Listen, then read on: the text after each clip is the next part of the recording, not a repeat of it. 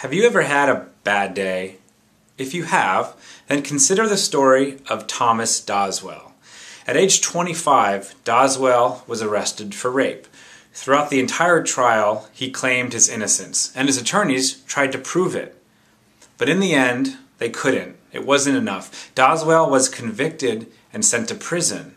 His two young children would grow up without him. Over the next 19 years, Doswell was considered for parole 4 different times. He was an exemplary prisoner. He taught himself to speak Spanish, he learned to play 7 musical instruments, and he earned a degree. But he refused to take responsibility for his crime, and for that reason, he was denied parole on every occasion.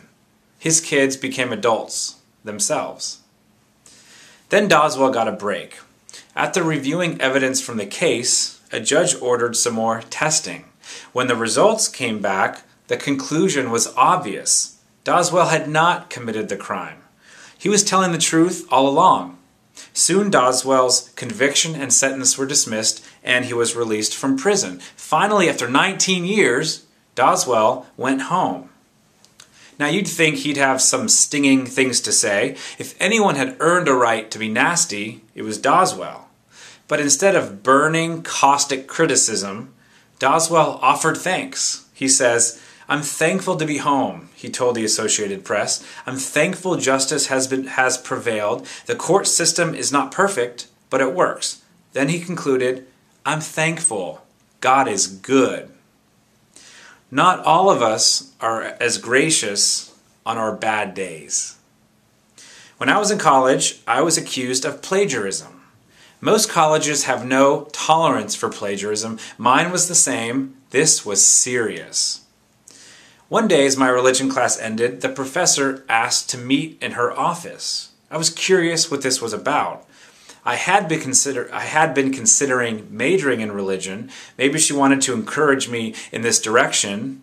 Maybe she wanted to compliment my superior Bible knowledge. Or maybe it was about the class assignment I just handed in. The final assignment was to write a paper. It was a culmination of the semester, a comprehensive paper that would cap the entire course. It would prove what we had learned while under her tutelage, and it would be worth a sizable portion of our final grade. Well, I went to my professor's office and sat down. She thanked me for coming.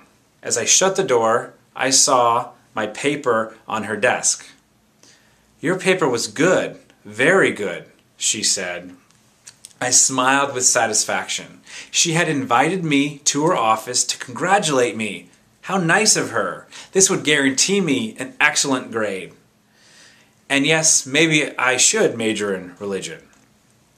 Then she went on, "But it was too good. I don't think you wrote it."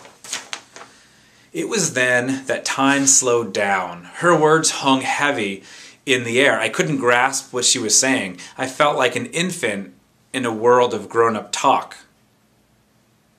My bottom lip quivered. "What?" I whispered incredulously. "You don't think I wrote it?" "I'm sorry to say this, but I think you copied someone else's work. You need to prove this paper is yours. Please bring me other examples of your writing."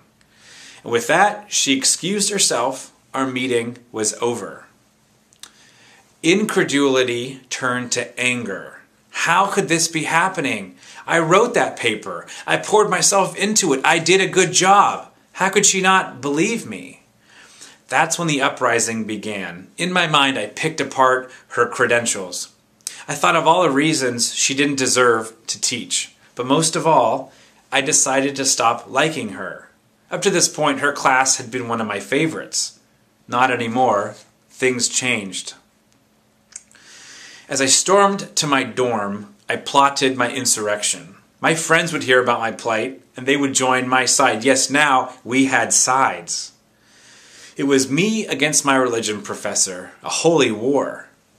One by one I found my friends and told them, "Listen to this. Can you believe they even let her teach here?" As I spoke, I gained allies as they agreed how horrible she was. My plan was working. But I still had to prove my innocence. I went to my computer and located the evidence, other papers I had written for other classes. I loaded them onto my mini disc, we used those back then, and I delivered them to her. "Here you go," I said as I handed the evidence to her.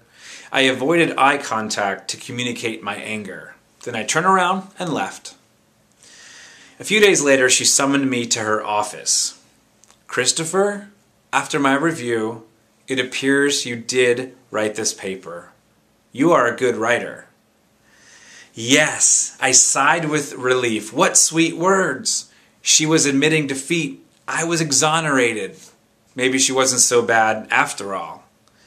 "But," she said, "you didn't follow the assignment.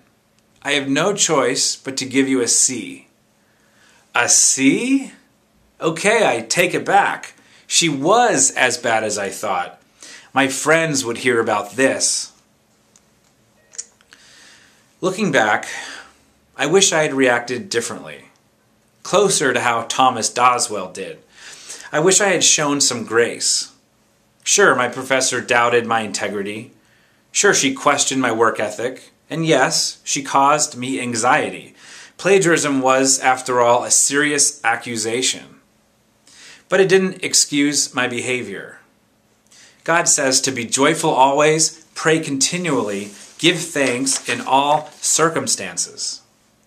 I would later learn the prayer of thanksgiving, and it would assure my peace even on bad days.